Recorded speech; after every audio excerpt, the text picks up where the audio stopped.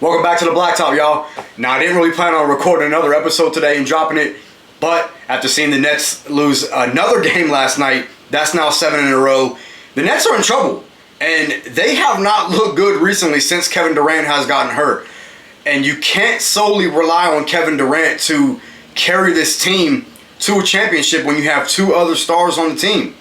Now, I know Kyrie can only play so many games because he can't play home games, but James Harden, man, where are you? This is why, to me, I don't think James Harden should have been an all-star. That should have went to Jaylen Brown to me, but I don't know. James Harden, he didn't play again last night.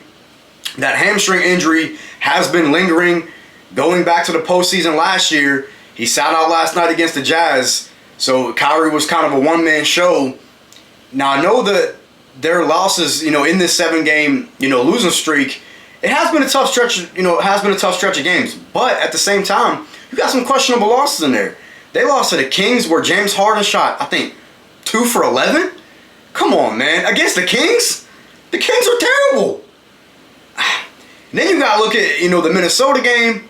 Another questionable loss. And I know Minnesota's not, the team that they have been over the last couple seasons. They're actually a decent team this year. They are sitting, I think, at number 7 in the West. But even still, James Harden again, 4 for 13, I think, in that game.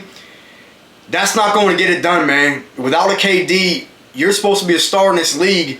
You're underperforming against sub-500 teams that are really not supposed to be on the Nets level.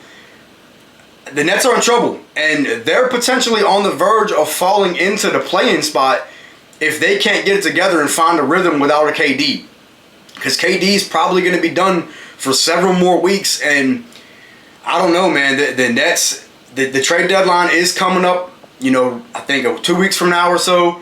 We'll see if they're going to be buyers at the deadline, but they don't really have a lot of movable assets other than maybe a Cam Thomas. Maybe package him with a veteran and a draft pick. You never know. But I don't think that's going to be enough to pull them in a player that's going to help them win now. So the Nets got a lot to figure out, man, and not a lot of time to do it. Losses, losing 7 in a row. Now, as a Hawks fan, man, I'm loving it because we're starting to creep up and find our rhythm. But even though we did lose to the Raptors last night again, I don't want to talk about that. So, with that being said, we'll see what the Nets decide to do at the trade deadline if they decide to make any moves. I definitely see them falling into the play-in tournament by the end of the year, especially because you never know who's going to be on the court. Kyrie can't play home games. James Harden got that hamstring injury, didn't play against Utah last night. And their defense has been atrocious, man. They're giving up a ton of points.